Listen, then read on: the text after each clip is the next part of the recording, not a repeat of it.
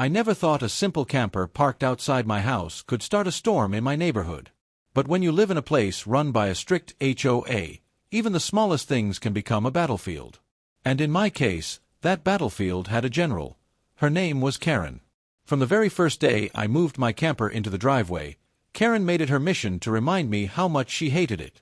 She would glare at me from across the street, shaking her head like I had just committed some terrible crime. And honestly, it wasn't even a big camper. It wasn't blocking traffic, it wasn't an eyesore, and it wasn't bothering anyone, except her. But Karen didn't just dislike things quietly.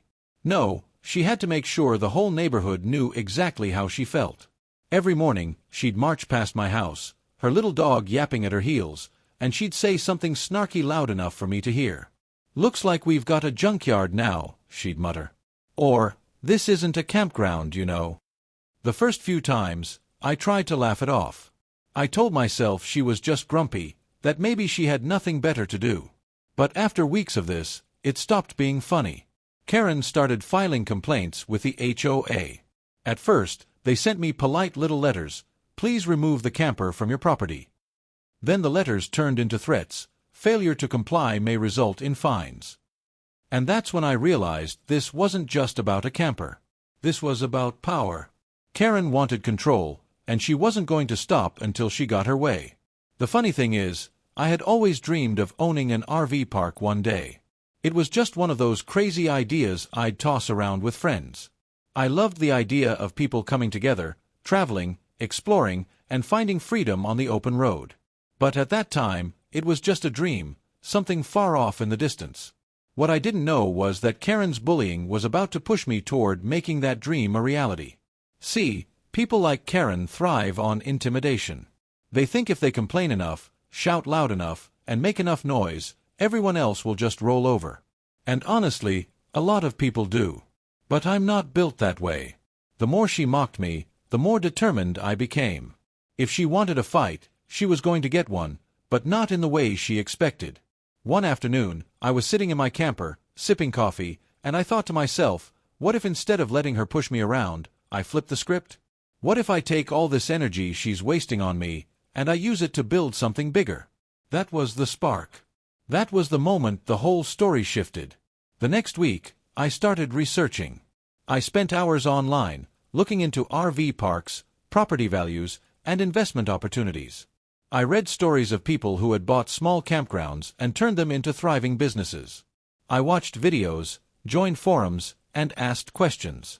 And the more I learned, the more excited I got. Karen thought she was tearing me down, but what she didn't know was that she was actually building me up. Every insult, every complaint, every sneer, it all fueled me. It pushed me to think bigger. But let me tell you, the journey wasn't easy. The first big challenge was money. Buying an RV park isn't cheap, and I didn't exactly have a fortune lying around. I had some savings, sure, but not enough to buy land outright. So I had to get creative. I reached out to a couple of friends who shared my vision, and together we formed a small partnership. We pooled our resources, we pitched in what we could, and we decided to take the leap. The second challenge was finding the right property. I didn't just want any old piece of land.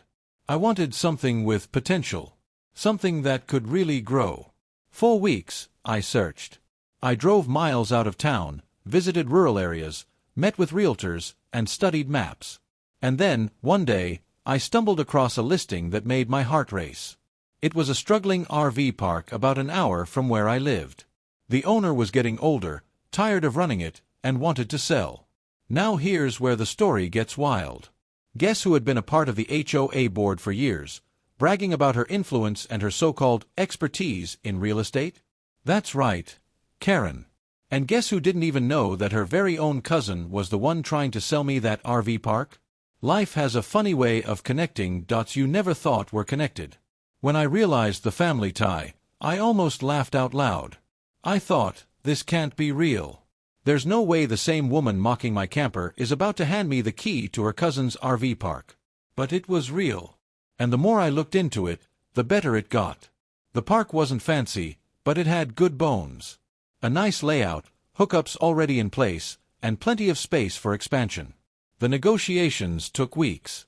There were moments when I thought the deal might fall through. But I kept pushing. I kept reminding myself why I was doing this, not just for me, but to prove a point. To show people like Karen that you can't bully someone into giving up on their dreams. Finally, the day came when the papers were signed. I officially became the owner of that RV park. I can't even describe the feeling. It was like a weight lifted off my shoulders and wings sprouted at the same time. I wasn't just defending my right to park a camper anymore. I was building a future.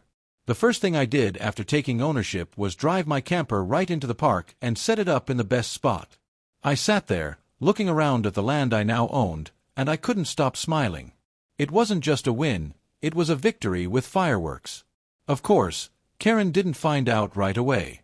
At first, she was still marching around the neighborhood, barking orders, filing complaints, and making her snide remarks. But when word started spreading that I had actually bought an RV park, the look on her face was priceless.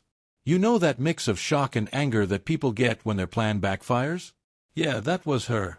She cornered me one afternoon, right in front of the neighborhood, and said, "So I hear you think you're some kind of big shot now." Her tone dripped with sarcasm, but I just smiled. I said, "No, Karen. I don't think I'm a big shot. I just think you picked the wrong person to mess with." And here's the truth. That moment wasn't about revenge. It was about standing tall. About showing that no matter how hard someone tries to tear you down, you can always find a way to rise. I started improving the RV park, little by little. I added picnic tables, upgraded the hookups, and planted trees for shade. Families started coming in, travelers stopped by, and soon the place was buzzing with life. People laughed, kids played, and campers gathered around fire pits to share stories. And every time I saw that, I thought, this is what freedom looks like. This is what community feels like. And to think, it all started because someone tried to mock me for having a camper. Owning that RV park felt like the biggest victory of my life, but the story didn't end there. In fact, that was just the beginning. Because as soon as Karen realized I wasn't backing down, she turned her bitterness into a full-time job. And believe me, she wasn't about to give up without a fight. At first, she tried to downplay my success. She'd whisper to neighbors, "Oh, that park?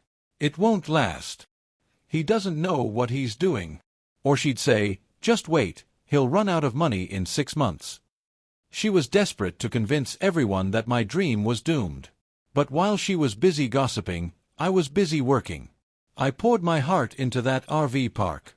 Every single day, I was out there fixing, painting, building, and planning. I wanted it to be more than just a place to park. I wanted it to feel like home for travelers. I wanted it to be the kind of place where people could breathe, relax, and make memories. The first month was tough. We didn't have many guests, and the bills were piling up. I remember sitting in my camper late at night, staring at spreadsheets, wondering if Karen was right. What if this was too big for me? What if I failed? Those thoughts crept in, but then I remembered her face, her insults, and her constant attempts to humiliate me. And I said to myself, no. I can't let her win. Not now. Not ever. So I doubled down. I started marketing online, posting on travel forums, and reaching out to RV clubs. I offered discounts for the first wave of visitors, and slowly, word spread. Couples on road trips, retirees exploring the country, families looking for an adventure, they all started showing up. And with every new camper that pulled in, I felt more alive. But the real turning point came when I hosted my first community event. I decided to throw a small barbecue night at the park. Nothing fancy, just some grills, music, and a campfire. I invited everyone staying at the park, and by sunset, the place was buzzing with laughter and stories. People were dancing, kids were running around, and for the first time, I saw my dream come alive right in front of me. That night, as I stood by the fire, a retired couple walked up to me and said, "This place is special. Don't let anyone tell you otherwise." Their words hit me hard, because it reminded me that what I was building wasn't just a business. It was a community. It was a safe place for people to connect, something Karen could never understand. Of course, Karen found out about the event. And instead of being happy for me, she got even angrier. She actually showed up at my house the next morning, arms crossed, lips pursed, acting like the queen of the neighborhood. She said, "I hope you're proud of yourself, turning our quiet community into a circus." I just looked at her and laughed. "Karen," I said, "that park isn't just mine, it's freedom for people who live on the road. It's joy for families. It's adventure for travelers. You call it a circus, but I call it life." She didn't like that answer. Her face turned red, and she stormed off without another word. And that's when I realized something important. People like Karen don't actually hate what you're doing, they hate that you're doing something they can't control. She didn't want me to be successful, because it meant she couldn't intimidate me anymore. My success was her defeat. The next few months were incredible. The RV park grew faster than I expected. I added more spots, set up Wi-Fi for travelers, built a small playground for kids, and even created a walking trail around the property. Guests left glowing reviews online, and soon, people were booking weeks in advance. What had started as a fight for respect turned into a full-blown business that was changing my life. But here's the best part. Remember how Karen mocked my camper every single day? Well, one afternoon, I noticed something that almost made me fall over laughing. Karen and her husband had bought a small RV of their own. I couldn't believe my eyes. The same woman who tried to shame me for loving campers was now out there polishing hers like it was the crown jewel of her driveway. And guess where they wanted to take it? That's right, my park. At first, I thought it was a joke. But then I got a booking request under her husband's name. I stared at it for a good 5 minutes, not sure if I should laugh or cry. Karen, the woman who hated my camper, the woman who tried to get me fined, the woman who mocked me in front of the whole neighborhood, was now asking for a spot at my RV park. I had two choices. I could reject her, hold on to the bitterness, and give her a taste of her own medicine. Or I could rise above it. I could show her what real strength looks like. And after thinking about it, I knew what I had to do. I approved the booking.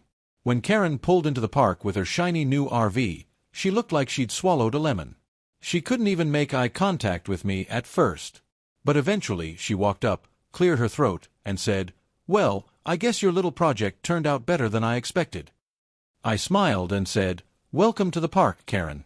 I hope you enjoy your stay." She didn't know how to respond. She just nodded, turned, and walked away. And in that moment, I realized something even bigger than revenge or victory. I realized that true power isn't about tearing others down, it's about building something so strong, their negativity can't touch you. Over time, even Karen softened. She still had her moments, still tried to act like she knew everything, but she stopped mocking me. She stopped filing complaints. And slowly, she started respecting me, even if she didn't want to admit it. The park became more than I ever imagined.